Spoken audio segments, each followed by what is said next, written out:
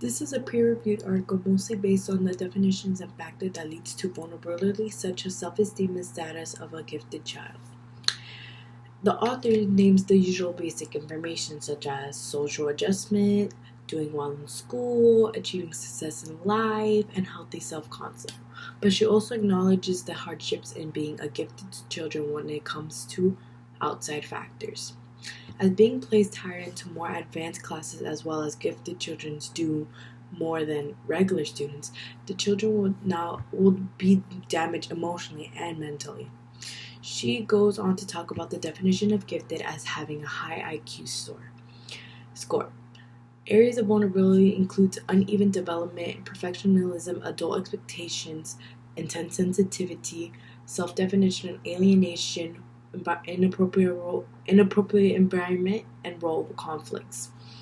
Uneven development is the intelligence of an adult and the emotions of a child.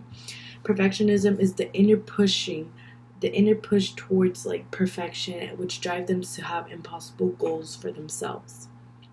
Oh wow, plagiarizing. Okay, wait. Uneven development is like having the body of a child and an emotion of a child, but you are thinking like an adult because you have that gift in mind. And perfectionism is like pushing yourself to do better, even though it's way out of your league, like your goals are out of your league. And adult expectation is when the adults are constantly urging you to do the most that you can, no matter the mental state that you have.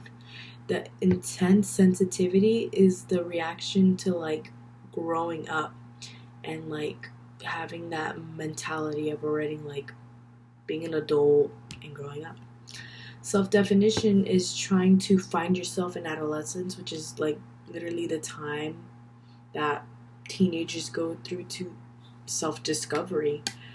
Alienation is when children usually just have high levels of are really gifted and really smart, and they can't compete with other peers that they have in their room, which is also connected to inappropriate environment, as the gifted student is stuck in a slow class just because of his grade level. And role conflict is the way that society is stereotyping gifted students. And so this article forms a method is not done by participants like other articles, but it's rather using examples from other articles and citing them and supporting the factors of the aspect of vulnerability, such as perfectionism, and then defining them into depth. And the results are that the author concludes the research by addressing the fact that while as many gifted students do get vulnerable and mentally, emotionally wrecked, but that's not all of them. So she does say that there are gifted students who does pay those consequences of being a gifted student, but not all of them. She states that gifted students can prosper from the discrepancies and balance out the expectation level that they put on themselves and others put on them. And Rodell also affirms the idea that reaching out and helping the gifted students help and build them a support system, such as having them in an educational program just for gifted students, will eventually help them.